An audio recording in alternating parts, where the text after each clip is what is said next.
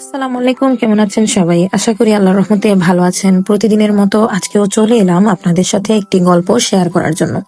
গল্পটি আমরা সবাই কম বেশি জানি বা শুনেছি বা দেখেছি। যাই হোক, তারপরেও আমি আপনাদের সাথে আজকে শেয়ার করছি। এক শকুনের বাচ্চা তার বাপের কাছে বায়না ধরলো, বাবা আমি মানুষের মাংস খাবো। শকুন বলল, ঠিক আছে বেটা, সন্ধ্যার সময় এনে দেব। শকুন উড়ে গেল আর আসার সময় মুখে এক টুকরো শুকরের মাংস নিয়ে এসে বাসায় রাখলো। বাচ্চা বলল, বাবা এটা তো শুকরের মাংস, আমি মানুষের মাংস খেতে চাই। বাপ বলল, অপেক্ষা কর বাবা। শকুনটা আবার উড়ে গেল আর আসার সময় এক মরা গরুর মাংস নিয়ে এলো। বাচ্চা বলল, আরে এটা তো গরুর মাংস নিয়ে এসেছো, আমি মানুষের মাংস খাবো, মানুষের মাংস কোথায়?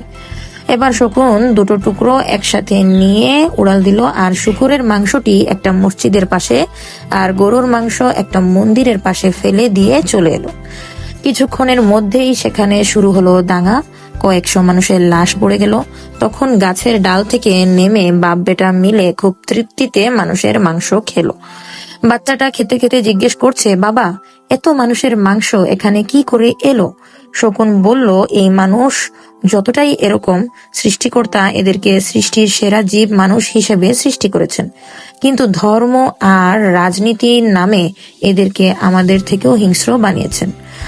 বাচ্চা বলল, তুমি ধর্মকে ব্যবহার করলে কেন? কতগুলো নিরীহ লোক মারা গেল, রাজনীতি করলেই পারতে। বাবা হেসে উত্তর দিল, তাতেও নিরীহ লোকগুলোই মারা পড়তো। ধর্মটা আবেগের জায়গা, তাই ফলাফলটাও তাৎক্ষণিক। তুমি আজই খেতে চেয়েছিলে। রাজনীতিটা কুটিল এবং জটিল, এটি শুরু হতে সময় নেয় কিন্তু হলে আর থামে না। বাচ্চা বলল, তোমার অনেক বুদ্ধি বাবা। শকুন, আরে দূর, এটা তো আমি মানুষের কাছ থেকেই শিখেছি। এদের একটা অংশ যখনই কোনো অনিষ্ট করার চেষ্টায় ব্যর্থ হয়, তখনই সহজ রাস্তা হিসাবে ধর্মকে নয়তো রাজনীতিকে ব্যবহার করে। মোট কথা, গল্পটা থেকে আমাদের সমাজের বা আমাদের মানব সমাজের চরম রুচি গর্হিত নিকৃষ্ট পন্থার কথা বলা হয়েছে। আমরা বর্তমানে আমাদের দেশেও এটা হচ্ছে, এটা কোনো এমন আনকমন জিনিস না।